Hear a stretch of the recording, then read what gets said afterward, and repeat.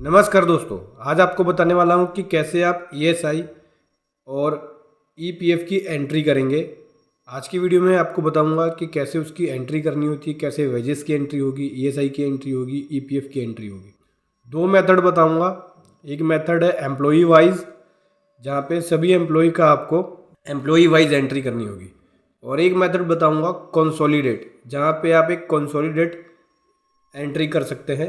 Employee wise करने की ज़रूरत नहीं है। तो दोनों समझेंगे कि एम्प्लॉई वाइज और कंसोलिडेट कैसे ईएसआई और ईपीएफ की एंट्री करेंगे। चलिए समझेंगे। सबसे पहले मैं आपको बता रहा हूँ कंसोलिडेट कि कैसे ईएसआई या ईपीएफ की एंट्री करेंगे।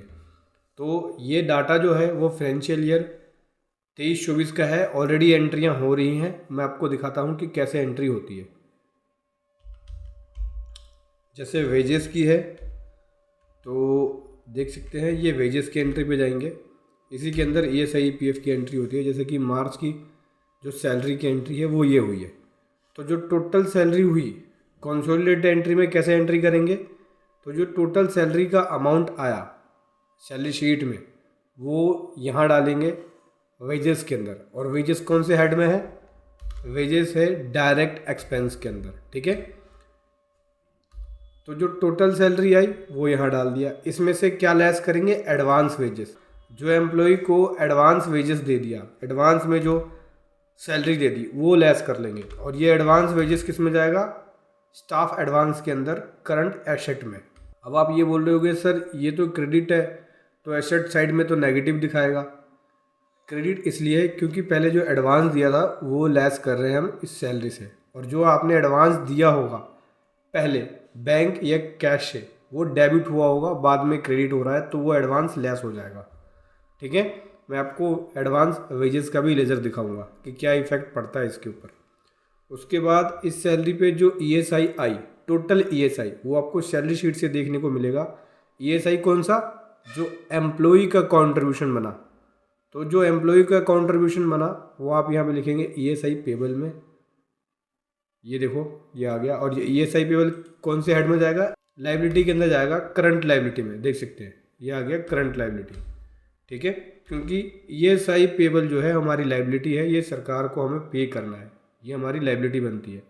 इसी प्रकार से टोटल वेजेस पे जो पीएफ का कंट्रीब्यूशन एम्प्लॉय का है वो क्रेडिट करेंगे, इस वेजेस में से ये लेस हो जाएगा। ठीक है, उसके बाद निकलेगा नेट वेजेस पेबल। ये नेट वेजेस पेबल है, इतने अमाउंट ही मुझे पे करने हैं, इतने अमाउंट का ही चेक बनेगा। ठीक है, तो सैलरी शीट में से पहली फिगर तो उठ के आएगी, टोटल सैलरी जो बनी वो, उसमें से जितना वेजेस आपने एडवांस में दिया या एडवांस सैलरी दी है वो लेस हो जाएगा। ईएसआई एम्प्लॉय का है वो लेस कर देंगे, एम्प्लॉय का जो पीएफ है वो लेस कर देंगे। नेट वेजेस पेबल आ गया पहली एंट्री। ठीक है, अब ये बोलोगे सर एम्प्लॉय का ईएसआई पेबल तो हो गया, ठीक है, एम्प्लॉयर का कॉन्ट्रीब्यूशन भी तो होता है। तो चलिए मैं आपको ईएसआई पेबल लेजर में ले चलता हूँ, वहाँ दिखाता हूँ कि एम्प्लॉयर का कंट्रीब्यूशन की भी एंट्री होती है, वो कैसे होगी वो समझना।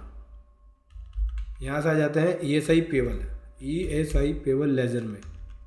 ये मार्च का महीना है, ये देखो एम्प्लॉय का ये बना था कंट्रीब्यूशन। आप वीडियो को बैक करके भी देख सकते हैं। तो एम्प्लॉय का कंट्रीब्यूशन ये बना था ईएसआई का, और एम्प्लॉयर का ये बना है। एम्प्लॉयर की आपको एंट्री करनी होगी, कैसे होगी ये देखो। ईएसआई एम्प्लॉयर कंट्रीब्यूशन डेबिट, ये वाला जो पोर्शन होता है इसका हमें एक्सपेंस का क्लेम मिलता है, ये हमारा खर्चा बनता है। तो हम क्या करते हैं, इसको डायरेक्ट एक्सपेंस में रखते हैं। ये देखो डायरेक्ट एक्सपेंस में रखा गया है।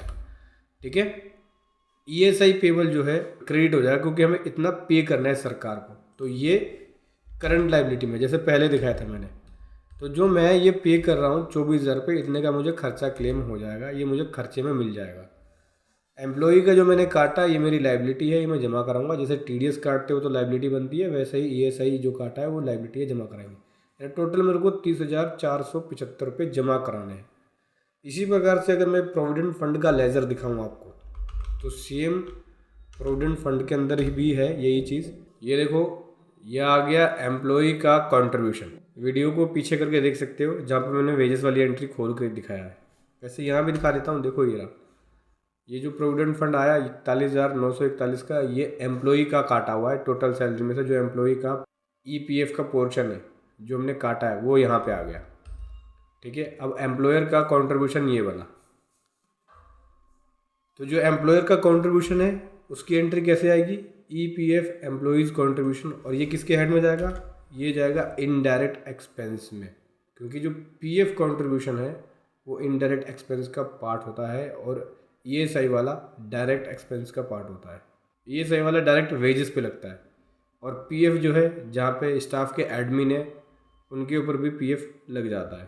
तो कई लोग इसको डायरेक्ट एक्सपेंस में भी रख लेते हैं, कई लोग इनडायरेक्ट में भी रख लेते हैं, तो अपने अकॉर्डिंग कर लेना, जिसके यहाँ वेजेस है वो वेजेस के हिसाब से कर लेगा, ठीक है। तो पीएफ एम्प्लॉइज कंट्रीब्यूशन डेबिट हो गया और क्रेडिट क्या हो गया, प्रोविडेंट फंड पेबल। ये क्या बनेगी, हमारी लाइबिलिटी, करंट लाइबिलिटी है। ये देखो जब आपने वेजेस की एंट्री करी थी, ये यहाँ मैंने आपको दिखाया था प्रोविडेंट फंड, ये करंट लाइबिलिटी का पार्ट होता है क्योंकि हमें ये पे करना है। ये मैंने जो एम्प्लॉई का काटा 41,941, ये सरकार को जमा कराऊंगा मैं, ठीक है, तभी इनके यूएन नंबर पे आएगा जो एम्प्लॉई है। तो टोटल मुझे जमा कराना पड़ेगा वो 87,147 का बनेगा, ये मुझे टोटल जमा कराना है। 45,000 वाले का मुझे खर्चा मिल जाएगा और 41,000 वाले का जो अमाउंट है वो एम्प्लॉई को इसका बेनिफिट मिल जाएगा। तो ये दोनों देख लिया आपने। अब मैं आपको वेजेस का भी हेड दिखाता हूँ, वेजेस का भी लेजर दिखाता हूँ कि क्या कर प्रभाव पड़ता है वेजेस वाले में। देखो वेजेस ये आया, ये पूरे साल की वेजेस बुक है, ये खर्चे में जाएगा क्योंकि वेजेस जो है वो एक्सपेंस है। अगर मैं इसका हेड दिखाऊँ तो डायरेक्ट एक्सपेंस का पार्ट बन गया, और जो वेजेस पेबल है उसकी पेमेंट हो जाएगी। ये देखो वेजेस पेबल, भाई वेजेस बुक हुआ, F6 करते हैं, पूरे साल का अगर निकालोगे, ये देखो वेजेस बुक हुआ, ये पेमेंट हो गई, ये वेजेस बुक हुआ, ये वेजेस बुक हुआ, ये पेमेंट हो गई, ये मार्च की पेमेंट है, ये वेजेस बुक हुआ, ये पेमेंट हो गई, ये बुक हुआ, ये पेमेंट हो गई, ये वेजेस बुक हुआ। इस रूप में बुक होता है। देखो इसमें से वेजेस में से एडवांस लेस किया, ईएसआई लेस किया, प्रोविडेंट फंड, फिर नेट पेबल आता है। तो नेट पेबल ये बना, बैंक से ये पे किया, कुछ कैश में पे कर दिया, ठीक है। तो इसकी एंट्री इस हिसाब से जाएगी, बैंक बुक किया वेजेस, बैंक से ये पे किया, कुछ कैश से पे किया। तो पहले वेजेस पेबल बुक होगा, फिर उसके बाद उसकी पेमेंट होगी तो एंट्री जाएगी। अब मैं आपको एडवांस वाला भी दिखाता हूँ क्योंकि एडवांस वेजेस जो है हम सैलरी में से काट रहे हैं। तो एडवांस वेजेस पे आ जाते हैं। ये देखो ये एडवांस वेजेस लेस किया सैलरी में से, तो ये पे किया था तो उसमें से इतना लेस हो गया, ये बैलेंस आया 24,000 का। इसी प्रकार से यहाँ देखोगे तो ये हमने लेस किया है, ये पहले दिया था एडवांस। तो जो एडवांस दोगे उसकी सीधी बैंक की एंट्री सिंपल कर दोगे, bank account to advance wages. Bank account ऊपर आ जाएगा, नीचे एडवांस वेजेस आ जाएगा, या डेबिट होगा, ये आपकी एसेट बन जाएगी। और जब एम्प्लॉय को पे करोगे तो लेस कर दोगे तो वहाँ बैलेंस निकल के आएगा। तो इस प्रकार से एडवांस वेजेस की एंट्री जाएगी, ठीक है। ये थी बात कंसोलिडेट एंट्री करने की, कि जब आप कंसोलिडेट एंट्री करते हो एडवांस वेजेस की तो कैसे जाएगी। अब मैं आपको बताऊंगा कि कैसे आप एम्प्लॉय वाइज एंट्री करेंगे। मेथड नंबर 2 बताऊंगा आपको। चलिए समझते हैं मेथड नंबर 2। मेथड नंबर 2 में मैं दूसरी कंपनी खोल रहा हूँ और यहाँ पे मैं आपको दिखाऊंगा कि कैसे एम्प्लॉय वाइज एंट्री करेंगे। तो यहाँ भी डेट डाल लेते हैं,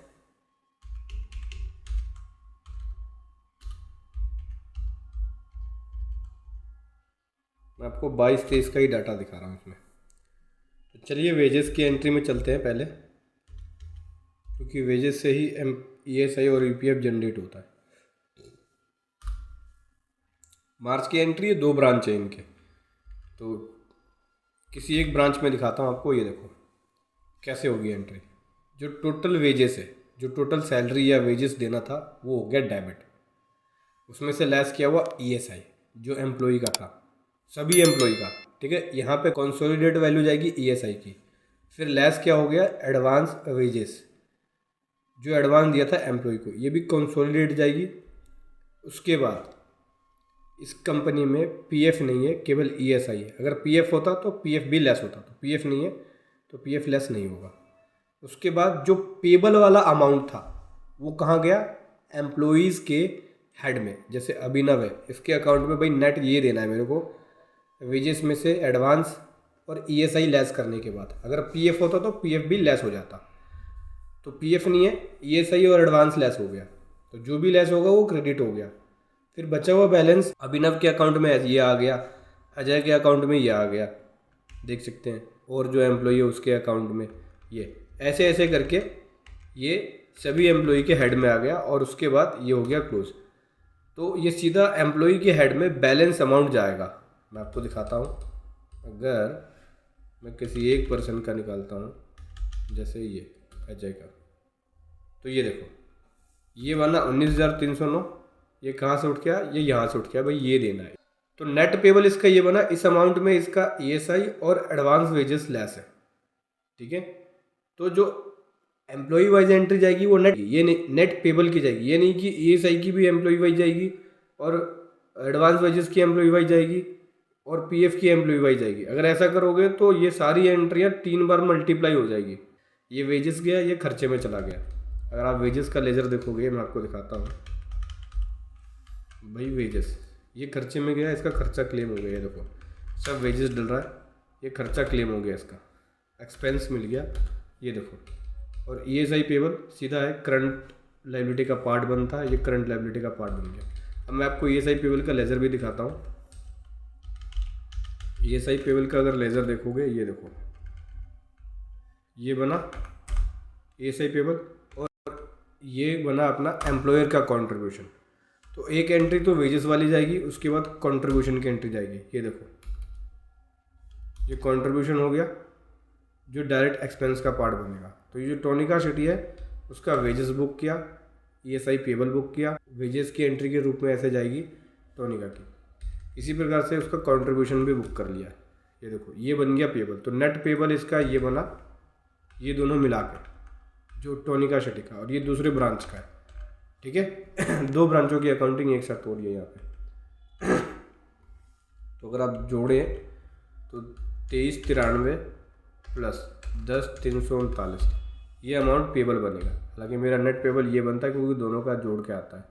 उसके बाद एक बैंक से पेमेंट हो जाएगी ये से पेबल की, जैसे कि पहले हो रही है। F6 करोगे, यहाँ पे देखो दिखाता हूँ, ये देखो कितना बन गया क्लोजिंग 45,400, यहाँ 45,400 पे करके, ये देखो बैंक से। तो ये ख़त्म हो गया।